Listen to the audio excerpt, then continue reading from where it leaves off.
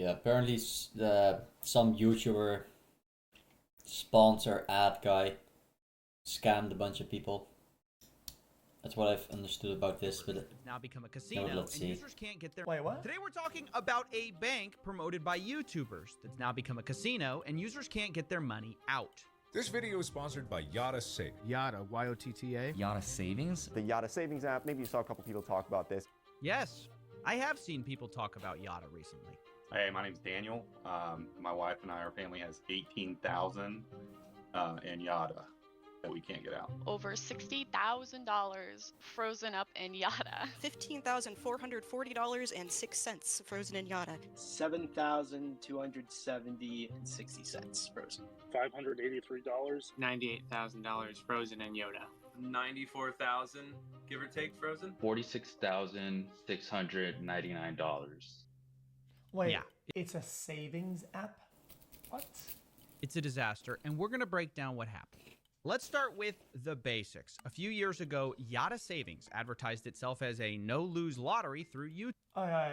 Here's a rule of thumb. If you want to experiment with shit, okay, and use like things that make you a little bit of money here and there, congrats or whatever. You can if you want to. Here's my fucking lottery. How are you gonna put your only savings use banks in this, man? as banks and fucking don't trust shit. That's just kind of how I do. Brother, PayPal's not a bank, okay? Don't hold your fucking crypto or other shit onto exchanges. Hold it cold and on your end of things. Never on. Stop leaving your money in other people's Unless you feel like shit. $100 It's not bucks. a fucking bank Okay, that was that- like you can lose proven that, itself right? to be a pillar that's been there forever. Just Any hold amount your of money shit that you just need I get it. might Nothing is need safe. something Even in the banks aren't safe. future. I get it. Do the Just best you can, brother. Like this shit's hold not gonna yourself. save your life. The amount of Put it savings you're gonna back get with on this shit, it's not gonna save your life. Don't all on this piece of shit. YouTubers. I don't know where what you people get a do this lottery shit at. ticket by saving money rather than spending it. It's called game. It's not common sense. People use PayPal as a bank. People use coin exchanges as banks, as holdings. It's fine. I'll leave it there and I'll withdraw when I need it. No, it's the opposite. Withdraw from your cold, from your end when you need it. Don't leave it there and withdraw for your usage when you want it. You need to reverse the roles entirely.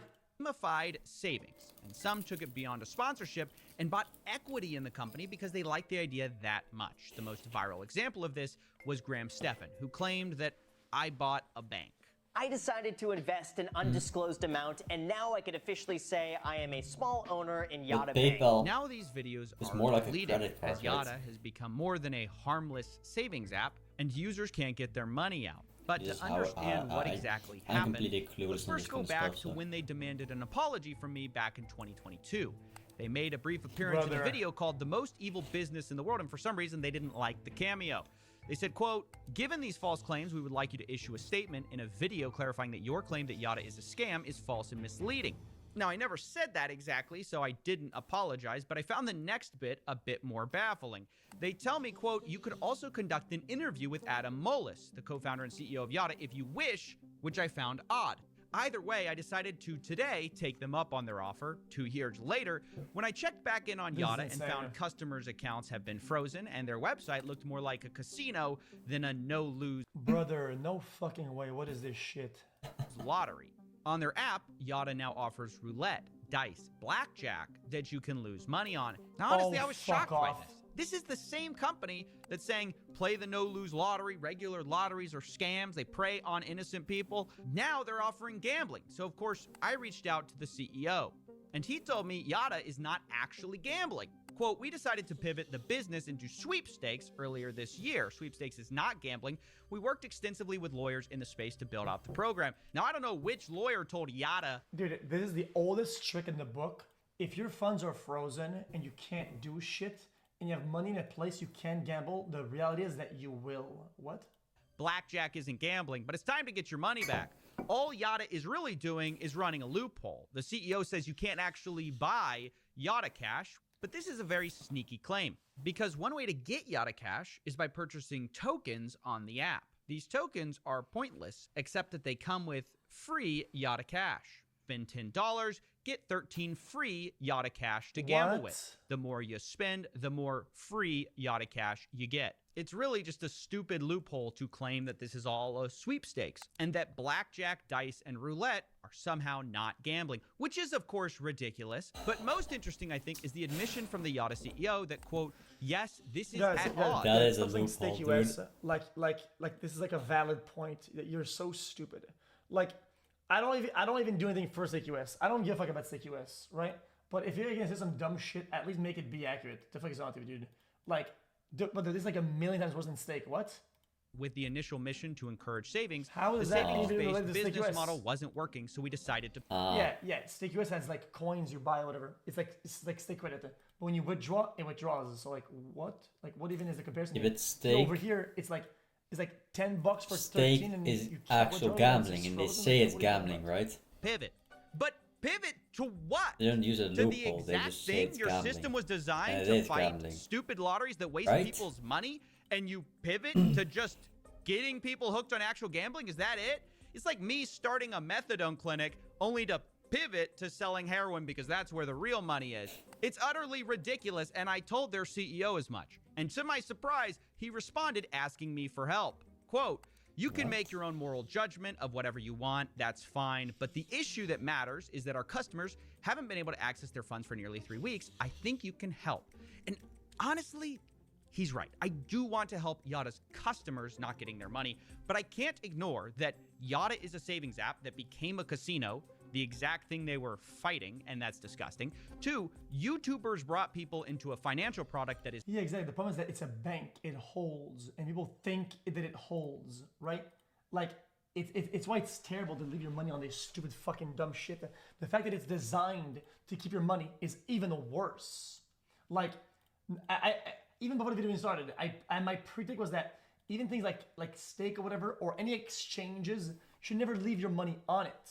You load it whenever you want to use it. You should never stay. But this is designed to fucking hold it and stay on it. That's insane. Is now broken, and rather than address it, most of them have gone radio silent. Some are deleting their original videos. Now, of course, most of these YouTubers who promoted it had no idea Yotta was going to pivot from savings to gambling, or that users' accounts would be frozen.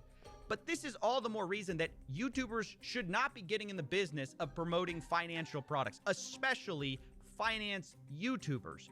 I've spoken to a lot of these people. They all tell me the same thing. Oh, I feel so bad. It's not my fault. I had no idea. And that's all fine. But when people bring up your name as an explicit reason they got into this savings account, it starts to ring a lot more hollow. Well, it's not a terrible take, but at the same time, there's a lot of systems that, and a lot of companies, whatever, that do involve. I think it's not about banks or a financial institution. It's more about things that people can put a lot of money in. And unfortunately, it's most sponsors. So it's like. So my brother actually told me about tough, it. like- I'm pretty sure he found it through the Graham video. That would have been Graham Steph. Stephen Graham video. Graham Steffen's. Graham Stephan video. Graham Stephan came out with a video. Graham Stephan, Andre Jek, guys that It's I like nuanced, yeah. as, Black and white is like financial a. YouTubers. Yeah. This is the Oh, reason I hold financial financial YouTubers to a YouTuber. higher standard. Overwhelmingly, Who I the find fuck them to be listens to more those? influential. Although, I have to Dude. say again, I don't hold them or anyone else personally responsible. I hold them all irresponsible for promoting financial products. This is not like promoting Dollar Shave Club, where people get a product and that's All it. right. If the company... Here's the most lava molten take I'll probably ever have. Okay, for some of you dumb fucks. Okay, I think promoting gambling is not as harmful as doing this shit. Genuinely. Okay, saying okay, this is a place where money gets lost and you have a risk and it'll lose. You will always lose. Gambling is losing, right? You will lose money. Oh, I lost money. Yeah, it's designed for you to lose, literally, right? Compared to having a product that says this is safe, hold your money. This is made so that you will be safe, and then it claps your cheeks. It is much more harmful. company goes bust, it doesn't matter. Financial That's my products take. are different. Manipulative. You are asking people to put their money somewhere. If in 5 years that goes That's bust, people just are going to remember you lying. advertised it to It's them. just And if you're straight cap. uncomfortable with that, if you think your bank might blow up in 5 years, don't promote it. Shill a VPN and have a nice day. But if you insist on telling people the best place to put their money, you better not be upset when they listen. By the way, as I was editing this video, someone released a podcast sponsored by, you guessed it, Yotta. This episode is brought to you by Yotta. This is despite the fact that currently withdrawals are frozen. And now I want to pivot myself and talk about frozen funds, which is a huge problem that goes beyond Yotta and influencers. Since early May, many fintechs, including Yotta and Juno and many others, have had all their user funds frozen. Up to 200,000 accounts are affected, and it's for many reasons that surprised users. See, most people saw... Why, who's Evolve? And it's for many reasons that surprised users. See, most people saw these companies like Yotta as banks. Remember, Graham Stephan even said, I bought a bank. I just bought a bank. But this isn't Evolve, quite is it? accurate. These No, are Evolve is fintech Evolve, companies, no way. not banks. They're not holding anyone's money. They're not FDIC insured. They have a bank they work with that is FDIC insured, and that's where your money is sent to. In this case, the main bank is called Evolve. Normally, this distinction doesn't matter, but when things go wrong, it makes all the difference. Wait, hold on. I really have to go back. This is kind of complicated. Isn't quite accurate. What? These are fintech companies, not They banks. just They're not send holding it anyone's money. They're not their FDIC bank. insured. They have a bank they work with that is FDIC insured, and Wait, they're not in this. Okay, yeah, because they can't. They literally can't. Probably, right? It takes a lot to be FDIC insured. that's where your money is sent to. In this case, the main bank is called Evolve.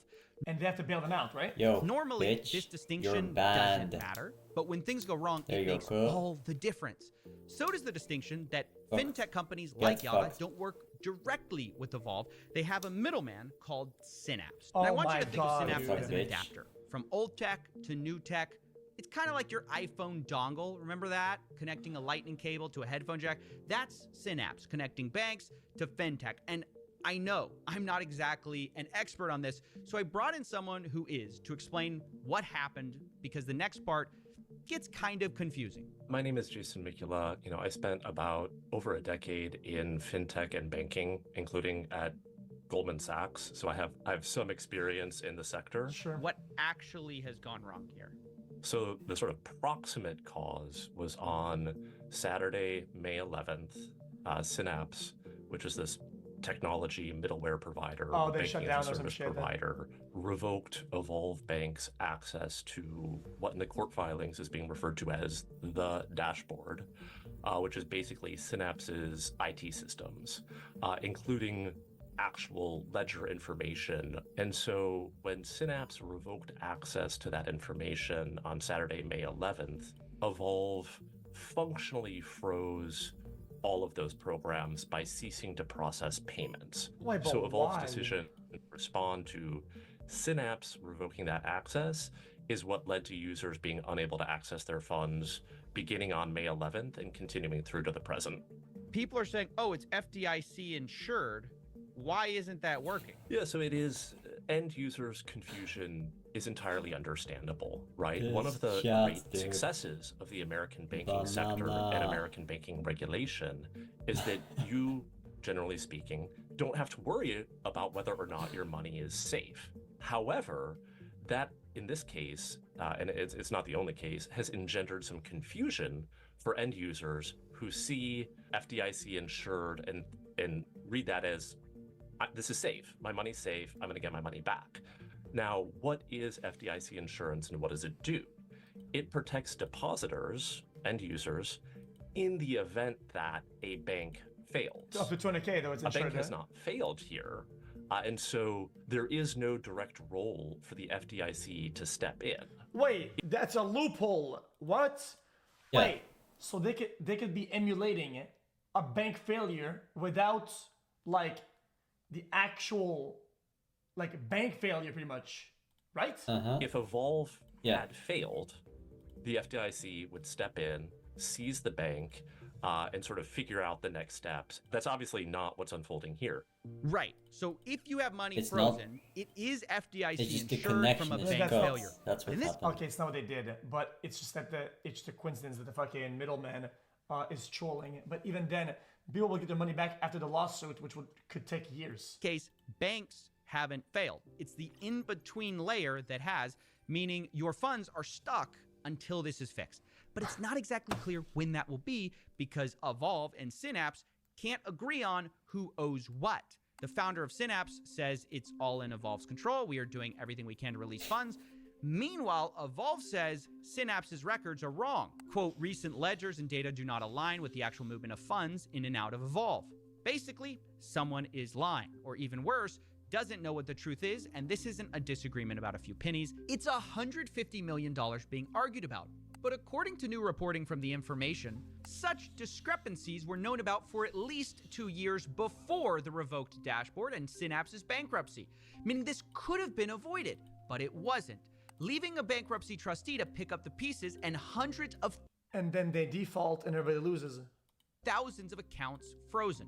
And we don't know who owes who what or when we'll find out. But all I have to say is, who cares? People need their money back. They were told these fintech programs were safe, now they're stuck. Look, after talking to the people affected, I get it. Banking is complicated, especially as I spoke to Jason, that became super clear. But historically, this hasn't stopped us from helping the elite when complex banking problems come up. Remember Silicon Valley Bank? And look, I know it's a different story, but back then we moved. So like this Synapse is saying the records don't match and shit's broken. Whatever, they freeze the thing until things are fixed, whatever. And these are like, no, we want to fix now. We want people to be able to get their money, whatever. So now they're suing them to unfreeze it, but maybe Synapse is trying to make sure that the records are all good and aligned or whatever. Heaven and earth to make sure startup founders got their money back beyond the FDIC insurance limit, out of concern for the rich and powerful. We bent the rules. Someone was connecting all I'm saying with is, Bluetooth. I get that this is also not a traditional FDIC insurance case, but dare I say we give regular Americans the same level of urgency and empathy we gave to Silicon Valley founders when we decided to bend the rules for them. It's been 3 weeks with no end in sight, and these people have mortgages to pay, taxes, bills, and quibbling about the middleman or the bank whose fault it is to miss the point. Trust me, there's plenty of blame to go around in this story. But for the immediate future, let's focus on getting these people their money back before they're punished for something that isn't their fault. Because time is of the essence. Even if these people eventually get their money back, the win matters just as much, as people with frozen accounts told me. Also, the illusion of having purchasing power and then losing that power is loss. If you can spend and invest now, and that money is frozen, you cannot spend it, it means that you could be making money with that money and you're not making money, which is a raw loss. That's just fraud. I mean, it means everything to me. I wasn't able to pay rent for this month. I wasn't able to pay my bills. I quit my job. I quit my career to go into business for my family, and my savings is my my safety net for doing that, for making such a crazy decision. So it means a lot. We really have no. So what was the upside of that bank? What are people going to that bank? Is it like did they make money on the bank? Is the bank giving like a bigger interest rate or something? Like The safety net. Why use that even fucking if that bank? money's not gone, it's gone for us for now. My wife and I have been saving for our first home. If this takes months, years to drag out, it's going to delay our home. I've been saving essentially for 3 to 4 years, and was saving up for a wedding and to buy a home. And as soon as this stuff happened, that was actually the first week that I needed to pay off the deposits for the wedding. So it hurt me quite a lot.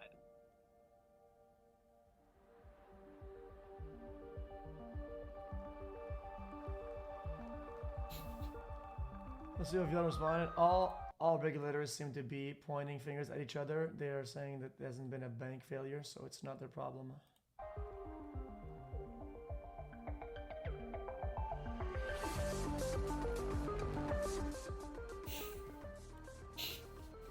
Get scammed, bitch. Oh, that's fucking stupid. Yeah, that was brain dead. Classic. Not the video, just the fucking